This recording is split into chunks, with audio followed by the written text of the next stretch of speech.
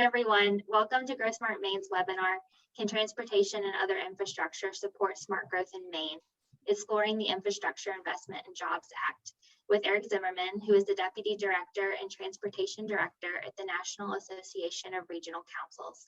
And my name is Maggie Fleming, and I am the Grow Smart Maine Board Secretary and also the Events Committee Chair.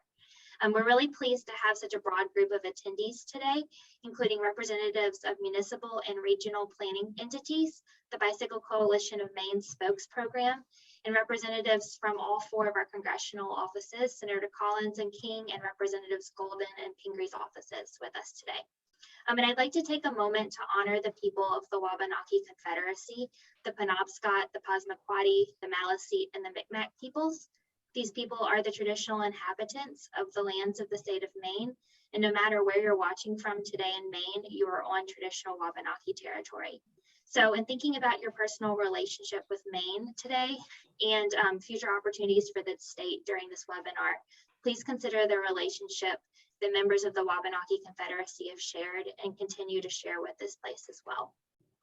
So the mission of Grow Smart Maine is to build lasting prosperity without sacrificing the quality of life that defines Maine. And we work towards this goal by raising awareness of smart growth principles, sharing resources, advocating, and convening stakeholders through programming and events like this webinar. So why are we all here today? The $1.2 trillion bipartisan infrastructure law is the largest ever in investments in broadband, rail, and transit infrastructure, clean energy, and water. And we're excited to have Erich with us today to discuss how this funding can be used to advance smart growth goals in Maine, with a particular focus on the transportation sector. We're pleased to host this webinar as part of our support for Maine's communities as they navigate change, because the influx of federal infrastructure investment is a unique and perhaps once in a generation opportunity to make our transportation system safer and more accessible to all users. So to just briefly talk about the agenda for today, our webinar is going to be an hour long, and Erich will speak for about a half hour, and then there'll be an opportunity for a Q&A session. And we encourage you to use the chat to share your thoughts throughout the webinar, and then to use the Q&A for the specific questions you have for Erich this morning. And we are going to be recording today's webinar, and we'll post it to our YouTube channel. And then we plan to share Erich's presentation with everyone who's participating and who registered. And now I want to hand it over to my fellow board member, Carl Epic, who will introduce Erich. Thank you, Maggie. This is Carl Epic. Can everyone hear me? Can you hear me, Maggie? Okay, I'm gonna take that as a yes. Okay, thank you. Erich, I'm again Carl Epic. I'm a urban planner focused on transportation planning. I work in New Hampshire and in Maine, both in my day job and in consulting. And I've had the experience of seeing a couple of presentations by Erich over the years. He's from the National Association of Regional Councils.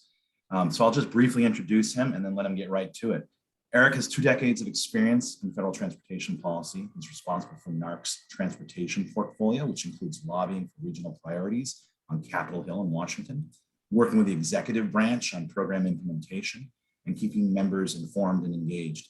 He serves in the Transportation Research Board Standing Committee for Transportation Planning Policy and Processes, and on the Board of Advisors for the Institute of Transportation Studies at the University of California at Davis. Erich has a BA in Political Communication from George Washington University and an MS in Environmental Studies from the University of Montana. So without further ado, Erich Zimmermann, you're up. Thank you. All right. Well, thank you so much, Maggie. Thanks for that introduction, Carl, and thanks to Nancy for the invitation to be here with you all today. Exciting times in Washington and throughout the country, of course, on infrastructure as we prepare to implement a long fought for package of infrastructure legislation. So we're going to spend some time talking about what is in the package, the IIJA, and give you a little bit of a sense of what we're looking at. Sorry, I'm kind of trying to delay here because I'm having a hard time advancing my slides. Give me just a moment. All right, and I will point out, actually, I'll go back to this one and say, there is a lot of information at our website, narc.org. I have an analysis that focuses a lot, of course, on MPOs and regional organizations, and then a broader document that takes a pretty deep dive into many of the sections of the bill. So if you're interested in that, you can find that at our website. Very quickly before I get started, just to set a little context for those that might not know my organization, the National Association of Regional Councils, or NARC. We're consider ourselves the national voice for regions. We advocate for regional solutions to address a variety of challenges at the local level. We were actually formed more than 50 years ago by the National League of Cities and the National Association of Counties, who recognized that there was this burgeoning focus on regional solutions to a number of things that really crossed local jurisdictional borders. We're based in Washington, D.C. We work on issues ranging from transportation, housing, aging, economic development, and others. One of our primary activities is holding conferences. We're actually gearing up for our policy conference coming up here starting this weekend. We do an annual conference, and then we get our executive directors together as well. And our organization really works with both the professional staff at the regional organizations that we represent, as well as many of the local elected officials that serve on the policy boards of those organizations. So we have interaction with both that professional level as well as with the local elected officials. So we're here to talk today about the IIJA, although the administration has come to prefer to refer to it as the Bipartisan Infrastructure Law. So I am trying very hard to myself transition to calling it that. You know, I'm a big fan of really good acronyms. IIJA is not one of those, but I have to admit, I don't think that bill is all that particularly great an acronym either, because it gets confusing. Are we talking about this bill or just a bill? Anyway, I won't get too hung up on that point, but that's just the reality of what we face. So I'm going to try and refer to it as the bill of the Bipartisan Infrastructure Law. As Maggie mentioned, $1.2 trillion, a very historical level of spending, including about $550 billion in new spending. The bill includes Senate reauthorization of the Surface Transportation Program, as well as water infrastructure, and then has additional funding for power, electric vehicles, resiliency, airports, broadband, and even some more beyond that. This is, of course, a Senate negotiated package, and that's important in terms of what it contains. I'll get into that a little bit. It was a highly bipartisan vote in the Senate that passed this bill, a little bit less so in the House, but it was still a bipartisan vote. Therefore, the Bipartisan Infrastructure Law moniker that it carries. So first, to start sort of from the broadest perspective, this chart I like because it shows you in each area of investment the relative amount that area receives to the total $550 billion in new spending. So the size of the square relative to the entire area is gives you a visual sense of how much each area received. You can see one of the biggest areas, the biggest area was roads, bridges, and major projects at $110 billion, rail at $66 billion, public transit at $39 billion. Now, keep in mind, these numbers are the increases in funding. So there's a baseline amount for many of these, but then there's also this new additional funding on top of that. And so it really, this is in new funding or new spending that's available through the bill. A couple of other large areas that are not traditionally part of a transportation reauthorization include water infrastructure, a heavy focus on resilience, power, and then, of course, historic investments well beyond what we've ever seen in broadband as well, which will be very important for local areas as we go through the implementation of the legislation. So to start, and I'm going to focus primarily, as Maggie mentioned, on transportation. That's the biggest area that I work on, and so I'll try and give you some thoughts and perspectives in this world. So one of the things to keep in mind in the bill is that there is an enormous divide between formula funding, and formula funding are the types of funds where a chunk of money is given to a specific purpose. That funding is divided up between the 50 states and other entities, and then sometimes further distributed down to a more local level. But there's a certain amount of funding that each state and sometimes each each local area can depend on a year-to-year basis to receive that type of funding. This bill, while it has a large share of formula funding, also has a very large dependence on discretionary grants. There are just a really kind of almost shocking number of discretionary grants within this program, many of them brand new that we haven't seen before.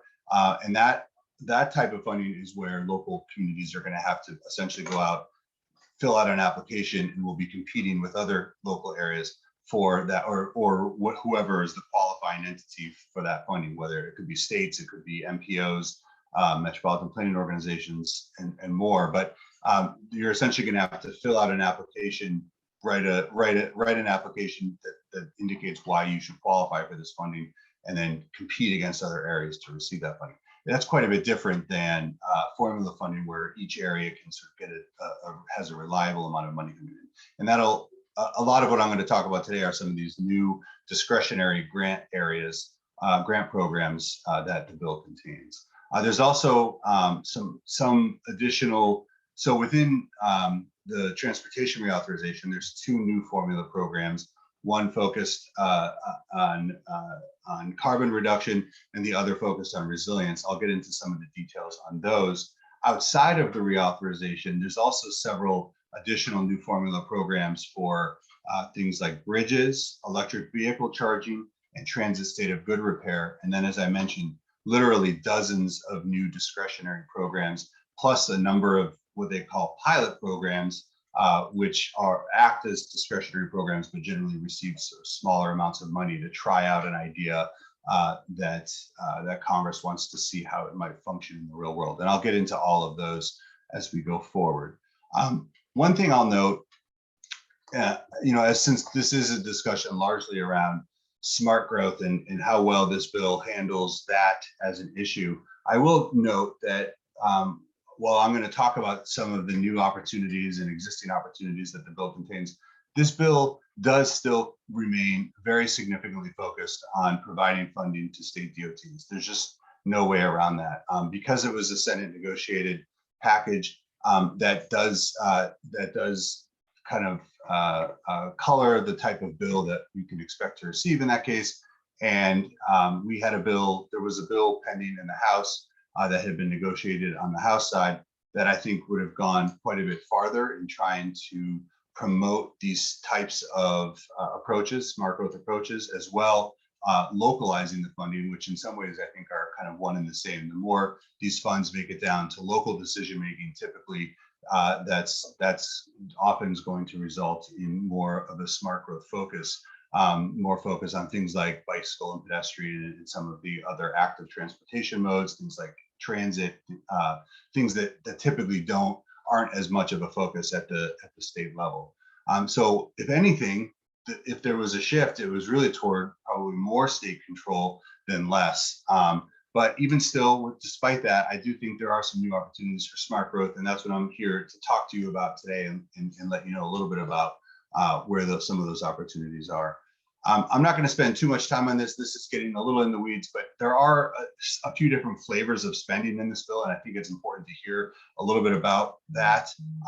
You've got the Highway Trust Fund spending, which is the primary way that funding gets out to transportation projects in a typical reauthorization bill. So you've got your sort of base authorization programs that were existing, that were being funded already, increases to those programs, and then some new programs that are Highway Trust Fund funded.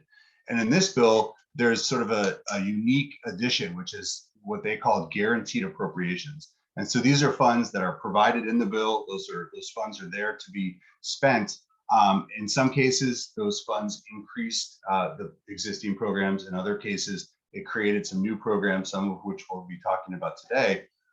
But these two buckets of money make up really the primary source of the funds that the bill contains for that we know are going to go out the door. These are the funds that are there to be spent. In addition, there are some funds that will come from general fund. They have to be appropriated in future years by the Appropriations Committee.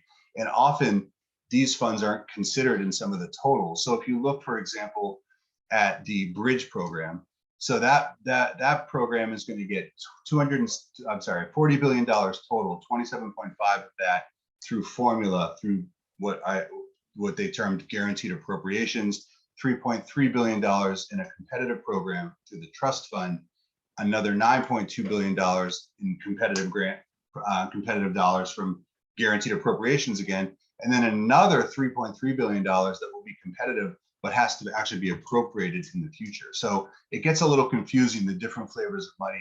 You might see some different totals. I'm going to do my best to sort of demystify a little bit of that. But often when you see these totals, the future appropriated funds are not included. Like, for example, well, I'll get into some of that as I go forward. So the areas in red are the ones that we know are there. These are guaranteed funds. These are in the bill, ready to be distributed. The rest of it has to have some future action by the Appropriations Committee. So what is in here for transportation? As I mentioned, full reauthorization of the FAST Act, significant funding increases, new formula and discretionary programs. The chart at the bottom is maybe not the most clear I've ever done, but let me explain. So there's about $550 billion in bid in new funding. Of that, $274.1 billion is what is going toward transportation in new funding.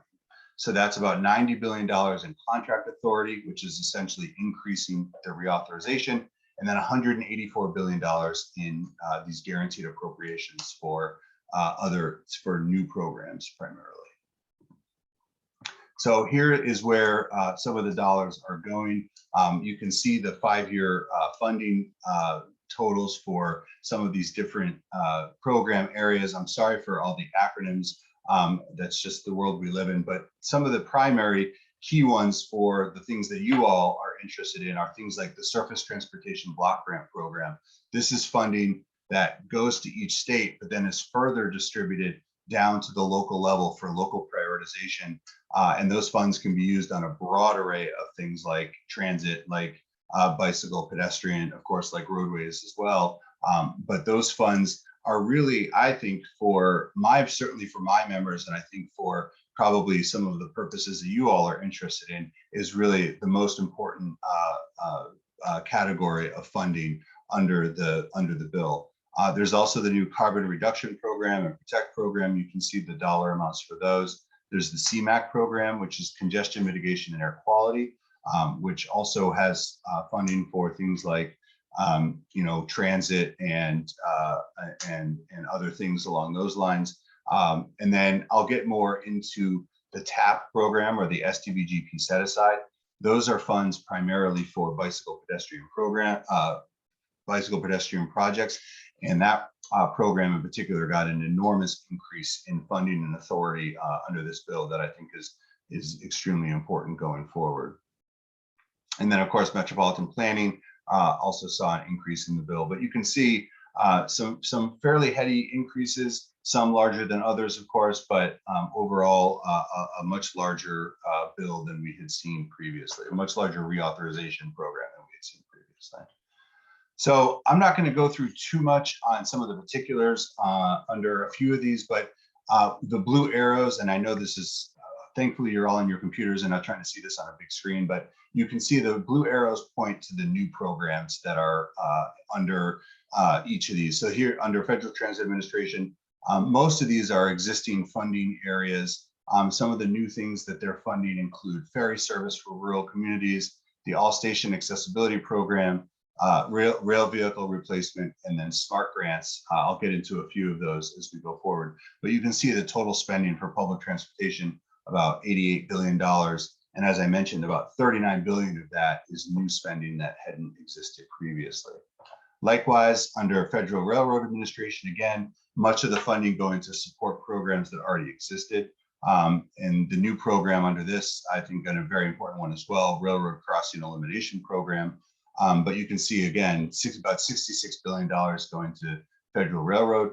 And the thing I'll note is that actually most of the traditional funding that goes to FRA actually is through appropriated funds. So there's actually about $36 billion in funds that are sort of beholden to future appropriations. bringing the total amount of railroad funding up over $100 billion. And similar with transit funding as well. There's other appropriated funds that bring this total up also well over $100 billion. So those are just very historic numbers, the likes of which, especially for rail, that we've never seen. This, I think rail funding probably in total, the total amount in this bill is probably more than the total amount that rail has received over the course of like the last 30 years. I mean, it's just a really historic investment. So this outlines, as I mentioned, a large sum of funding going toward these competitive grants. And so this is the list of competitive grants, most of them new, not all of them, but most of them new, that USDOT will be responsible for doling out over the coming weeks and months. And it is just a kind of mind-boggling number. $100 billion is well above and beyond anything that the DOT has had to administer previously. And they're obviously scrambling right now to figure out how to get these funds out the door as quickly as possible. But there's just an enormous amount of funding that's going to be going in that direction. So this is where I'm going to focus and take you a little bit deeper on some of the new programs that exist. First, I want to talk about a few policy changes that I think are good to hear about and that will have an impact. I kind of highlighted in gray a few that I thought might be most interesting to some of the folks that are on today. First of all, within that Surface Transportation Block Grant Program, there is a modification of the population bands within the program. If you don't know the program, that's okay. Basically, the way it works is funding is provided to the state. And as I mentioned, it's then further sent down to the local level for prioritization and spending. Previously, that occurred, that the areas over 200,000 had a lot more authority and ability to spend those funds, whereas areas under that population number were more beholden to state decision making. What this tries to do is give those smaller areas, 50 to 200,000, more say in how the dollars are spent within their area. Which, you know, again, the more we localize these funds, the more I think we're going to get the types of decisions that my members are happy with, and likely that you all are happy with too. As mentioned, the Transportation Alternatives Program, or TAP, this is an enormously important program for bicycle pedestrian projects.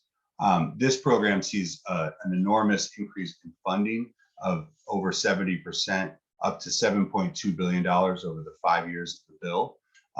In addition, a portion of these funds are also sent down to local areas for local prioritization. Previously, 50% of the funds were sent to local areas. Now that's going to increase to 59%. So we now have a larger program with more of the funds that are being committed to the local areas for decision making. There's also provisions by which states might allocate 100% of their funding down to the local level, which would also be enormously beneficial, obviously, for local decision making. And then very importantly, and again, this is another sort of in the weeds discussion, these dollars now come with obligation authority, which means that that previously states were sort of incentivized to transfer money out of this program into other areas because these dollars didn't have what is called obligation authority, which is essentially the ability to spend. I'm sorry, I'm going too deep into the weeds on that one. Let me back out just to say this change should disincentivize states from transferring as much funding out of TAP as they might have done in the past, which should result in more projects that are being spent, more projects being built under TAP, which means more bicycle and pedestrian projects at all levels of government. Under Metropolitan Planning, there are some important additions here in the Senate, final Senate negotiation, adding some housing allowances and requirements under Metropolitan Planning. So the ability for MPOs to use a portion of their planning funds to do to look at housing as it relates to transportation, and then put that information into their transportation plan. This has been something that my members have long been seeking in order to really sort of bring together and tie together what we know are intrinsically tied together issues anyway of transportation and housing. This is a really important step to starting to accomplish that. Under CMAQ, one of the big changes, probably the most important change, is that CMAQ funds, the congestion mitigation and air quality funds, can now be used for operating assistance for public transportation projects. In areas over 200,000 population, there's a 3-year time limit on that usage, but under 200,000, they've eliminated that time restriction. And so those funds can be used as operating assistance indefinitely, which is a big change, and one, again, that should help encourage areas to implement more public transportation. And then a final policy change that I think is extremely important for the work that you all do is a requirement that states and MPOs use at least 2.5% of their planning funds to carry out one or more activities that could more broadly be described as complete street type activities. So whether that's developing complete street standards, putting together a prioritization plan, or developing other types of active transportation plans, transit-oriented development, all of these things are part of what makes up that 2.5%. But if MPOs are spending less than that 2.5%, they will have to now start spending more funding, more of their planning funds on these types of complete street activities. Again, hopefully inducing and incentivizing more focus in an area like complete streets. All right, so now let's talk about some of the new programs that the bill contains that might be of greatest interest for you. The first new formula program, as I mentioned, is this carbon reduction program. Essentially, the focus here is to reduce transportation emissions. Of the $6.4 billion provided for this program, again, because this is a formula program, each state will get a share as determined by the formula written by Congress. And then of those funds that go to the state, 65% of the funds that each state receives will be sent down to local areas for local prioritization and decision making. So that's a very substantial portion of the funds going to local areas to make the decisions about what types of projects to support. And the eligibility under this program is very wide. So it includes public transportation projects, bicycle pedestrian projects, ITS technology projects, congestion pricing, but really, I think can support a pretty wide range of smart growth type projects with this funding. And then it also requires that each state must develop a carbon reduction strategy and do that in consultation with the MPOs within the state. So that's the carbon reduction program. The second program is called Protect. This has both a formula element where funding will go to each state, but also has a competitive piece of it as well. These are largely for increasing the system resilience. The formula program will get $7.3 billion over 5 years, where the competitive grants will get about $1.4 billion. You can see some of the eligible projects include flood protection, aquatic ecosystem restoration, basically solidifying the system against future environmental and other weather-related impacts, but also protecting the ecosystem from some of the impacts of the transportation system itself. The competitive grants will focus on things like resilience planning and resilience improvements. So actually planning for improvements and then actually implementing those improvements. Community resilience and evacuation routes, and then for areas on the coast, at-risk coastal infrastructure grants. So you can see the variety of projects that will be supported under this bill under this second formula program. So now we get into a list, and these are the many, and I certainly did not list all of them. There's going to be there's more than this in the bill, but the competitive grant programs that exist within the bill, and this is one page of like at least 2 pages of highlighted grant areas. So you can see I again highlighted a few that I thought were of particular interest, and I'll get into some of the details on a few of these going forward. One, the National Infrastructure Project Assistance Grants, or what they're calling MEGA, to help support the completion of very large, likely multi-jurisdictional projects that would otherwise have a hard time moving forward because of their size and their expense. That's what this program in particular looks to support, and so that can include, excuse me, transit projects, large transit projects that would be multi-jurisdictional in nature.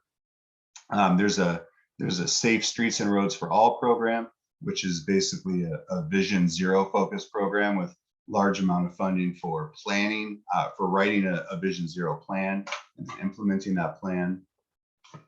There's an Active Transportation Infrastructure Investment Program, and this is for and I'm going to get into a little bit more of the details on this one, but this is for larger scale bicycle, especially bicycle system projects, multi-jurisdictional in nature. So long-term commuting or recreation type bicycle facilities. There's an All Stations Accessibility Program. That's a new competitive program to upgrade legacy rail fixed guideway projects. There's rail vehicle replacement grants. And then I mentioned earlier, the Railroad Crossing Elimination Grant Program to help reduce the impact of train and vehicle interaction on the roadways.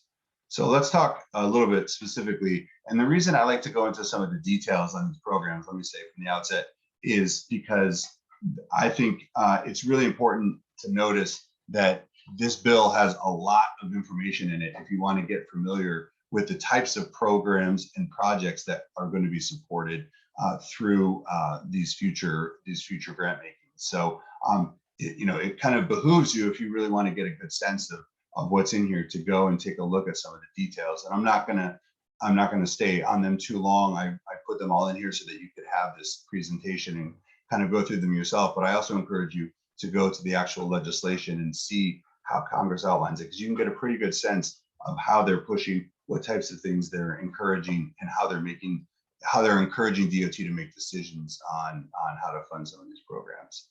So first off is the Safe Streets and Roads for All grant program. This is for planning, design, and development activities on projects. Excuse me. This includes development of this Safe Streets plan and projects funded under this program. You can see they lay out 7 pretty specific areas by which they're going to expect DOT to make decisions as to whether or not to fund projects under this program. There's also, as I mentioned, the Active Transportation Infrastructure Investment Program. This is to construct eligible projects for these larger, broader bicycle facilities. 30% of the funding, at least 30% of the funding to transportation networks connecting people with the places that they're trying to get to. 30% to projects to construct active transportation spines. Funding set aside for planning and development work. The eligibility includes MPOs, RTPOs, local governments, states, or multi-state groups of governments as well. So these are expected to be, again, broader, sometimes multi-jurisdictional projects that cover, that are over a larger area than just, say, a bike path necessarily on a single street. And in order to qualify, projects have to be at least $15 million in cost. So you can see they're pushing toward larger projects. And in this case, there's $1 billion total, $200 million a year for this program. There's also the SMART program, which was mentioned earlier. This, if you know anything about the Smart City Challenge, this is essentially a new program to try and give more cities than just Columbus opportunity for funding in smart cities type projects. They're very prescriptive about where different size communities getting some funding under this program. Allows for regional partnerships. So again, that sort of regional cross-jurisdictional collaboration. you can use these funds for both development and construction of projects that would be under these types of demonstration projects in smart city technology. You can see some of what they consider the smart city technology: connected vehicles, commerce, delivery, and logistics, smart grid. There's a whole variety of things that would qualify under this program. And then again, a very detailed look into how they're going to consider which projects to fund. So this is where I'm encouraging folks to go look at the legislation, because you can see they get into some pretty deep detail about what they're going to be looking at in terms of making decisions on this. And again, further, even more, looking at the selection criteria related to how much benefit would be brought to things like the safety of bicycles and pedestrians, modal connectivity, pollution reduction, and more. And again, even more detailed. This one is particularly detailed, where they, are encouraging innovation, scalability, promoting a skilled workforce. Some of the things that I think Congress is really trying to be prescriptive about the effect that they're trying to have with this program in local communities. And then there's also a number, as I mentioned, of pilot programs. Many of these will operate as competitive programs as well. A couple of the sort of key ones that I think are of greatest interest: the Reconnecting Communities pilot program, which is essentially a program for removing legacy highways and other infrastructure that impact communities negatively. And then a particularly important one, I think, is this Transportation Access Pilot Program. And that's this is funding to develop an accessibility data set, make it available at the planning level, with the eye toward eventually having a nationwide set of data on accessibility that would then likely lead to some kind of measurements, probably some kind of performance measure in the future that would require the consideration of how well a transportation system provides folks access to the things they're trying to get to in a variety of modes. So I think that's a very interesting one in what it could mean for future consideration. A little bit of detail on the Reconnecting Communities pilot program. Again, I won't dive too deep. I think I gave you sort of the overview, but again, focus on economically disadvantaged communities here, but really an effort to try and reduce the legacy impact of some of the infrastructure that folks have in their communities across the country. And there's $1 billion in total for this. This is an enormous focus of the administration, and something that they fought hard to get some additional funding for. And in fact, if the well, yeah, I'll leave it there. All right. So one thing I can't leave a presentation like this without talking about, for folks that know the program, the Highway Trust Fund is the lifeblood of the transportation funding program in the United States. It's funded primarily through gasoline and other fuel taxes. We have, in recent years, since 2008, not been collecting enough in fuels tax to pay for the transportation program that Congress wants to pass every year. We are now up this bill, in order to make up the delta between what we're going to spend and what we collect in taxes, had to transfer $118 billion into the Highway Trust Fund. Since 2008, they've had to transfer in $270 billion. And in fact, the bill really does nothing to solve that problem. And in fact, in some ways, builds in its own demise by such a large reliance on electric vehicles, which of course will not pay anything in fuel tax because they're all electric. So the future cliff we could expect would be much, much worse.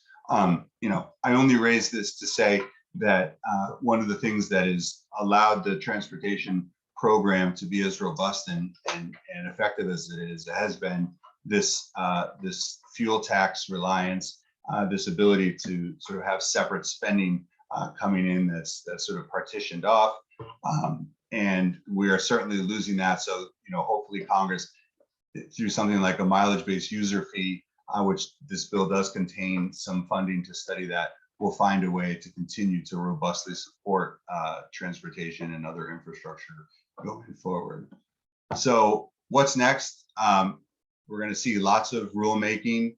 They're clearly writing programs feverishly now and have started to put out some timelines as to when we can expect things to start rolling out. Have certainly been instructions at the secretary level and at the agency level to implement this quickly. I left a little advice I'm giving to my members in here that doesn't necessarily, I'm not saying this to you, this is something to just sort of keep in mind, that thinking early about what types of projects this can support would be extremely important. Notifying members of Congress as to what projects these funds could and should support is also key.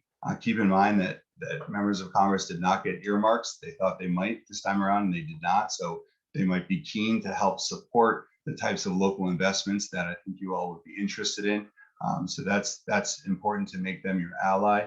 I put a couple of links in for two products that have come out very recently. Just this week, they put out a bipartisan infrastructure law guidebook, which gets into great detail on all of the programs and more that I outlined here.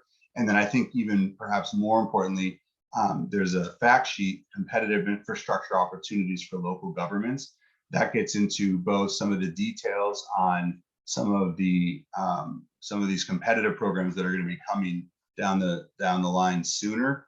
It won't have them all because some of them are going to be a little delayed just because they can't do everything at once. But it also has some dates and time and when they expect that things will start to move on some of these programs. So that's an important one as well. And those are both linked in here. So when you get the presentation, you'll be able to find those easily. So I know that was a lot of information crammed into a short presentation, but I'm happy to answer some questions and hear feedback from folks and see where that takes us. Okay, thank you, Eric. I just am about to post that bipartisan infrastructure bill guidebook. I just put it into the chat, so that link should be there because I obviously couldn't click it in the presentation. Absolutely. But, yeah. So if anyone has any questions, you can put it in the chat, or I don't know if we have the capability to turn people's microphones on, but I've got two in the Q&A section, which is that button at the bottom. It says Q&A. The first one's from Jim Tassi with the Bike Coalition of Maine. He's asking, where is bike ped funding included? You covered it in quite a bit, but I don't know if you specifically wanted to point to it, Eric, where we should be looking for that within all of these. If you want to flip back or yeah. So sure. So I would say, well, I would say the TAP program is a great place to start. Importantly, because like I said, each state will get a share of those funds, and then those funds will make it down to the local level in many cases for distribution. And so that is not funding that anybody has to apply for. I mean, yeah, I suppose you have to compete for it at the local level, because there's only so much funding to go around. Not every project will get funded, but because those funds are primarily and predominantly for bicycle pedestrian projects, I think that's the most important the most important source of funds for those types of projects. And as I mentioned, that program gets a very significant increase in funding relative to where it had been previously. And in addition, more of that funding going down to the local level. So that's certainly the number one source of funding in this regard, I think. A few of the others that I mentioned, let's see, yeah, the active transportation infrastructure investment program. I think that's a very important one. I think that will come a little bit later. I did not see that one, I don't think, on the list of sort of the first round of competitive grant programs, but that will be coming. That will be coming down the line as well, eventually to fund again those sort of bigger, more multi-jurisdictional type bicycle projects. So, and then I think there's going to be opportunities sprinkled without. I mean, bicycle pedestrian projects are eligible under the carbon reduction program as well. That's another formula distributed pot of funding. So that's another area I would definitely look to and expect that, you know, each community will likely get some share of that funding, and that can be used for those purposes as well. And I think, if I could, just to extend on that a little bit, I think that's kind of one of the broader points here. Not all of these programs are developed to be, you know, primarily, exclusively, or even primarily smart growth. It's going to be in how they're implemented, and of course, that's the work that you all do, which is, you know, at the local and state level, encourage the use of these funds for the purposes that you want to see them used for. So, you know, carbon reduction doesn't have to be bike bed, but it can be, and so it's you know, convincing state and local decision makers to point the funds in those directions is going to be really important. So. Hey, thanks, Eric. The next one up is from Rob Wood, the Nature Conservancy. He's wanting you to speak more to the flexibility that is afforded in the carbon reduction formula funding program. Specifically, what activities may be funded by this program, if you know? Sure. Yeah. So as I mentioned, it's a pretty broad array of project types, but you know, most of them I think are going to be of the type that would, I think, sort of speak more towards smart growth than not. I mean, this is not intended to be. This is not a road building program, and so that's why I think of all of the new programs, this is probably the most important one, just because of the eligibilities, because of the fact that so much of the funding is expected to get down to the local level. And, you know, just by the sheer number, I mean, $6.4 billion isn't like, you know, it's a decent chunk of money. I mean, states and then local areas that are going to get a pretty good opportunity with these funds to do things like public transportation or bike ped projects. And again, it's encouraging them to use those funds for those purposes. But you know, I do think, like I said, of all the programs, this is the one that I think is probably the most important. And on that, just to follow up for me, by population, so does that mean it'll primarily go, you think, to more urban areas and service centers? So the way it works is each area or each population range, so above 200,000, 50 to 200,000, gets a proportional share of the funds relative to that population area's share of the overall state population. So if areas over 200,000 make up 30% of the state's population, then 30% of the funding would go to areas over 200,000. So that's how it's distributed. So you know, in somewhere like Maine, where you don't have the largest population centers, it'll be relative. Then it'll be then, you know, distributed to those smaller areas in larger share. Another question is maybe a little bit tongue in cheek, but more about hiring lobbyists and, you know, I assume to assist in acquiring some funding for different projects or for some of these areas. Just your thoughts on that. Yeah, we'd recommend, you know, specifically reaching out to the Regional Planning Commission. You know, as somebody who works for one. Yeah, right. Well, it's a great question. Obviously, it's come to light the last few days with some things that have been written about, you know, communities that are hiring, perhaps the need to hire.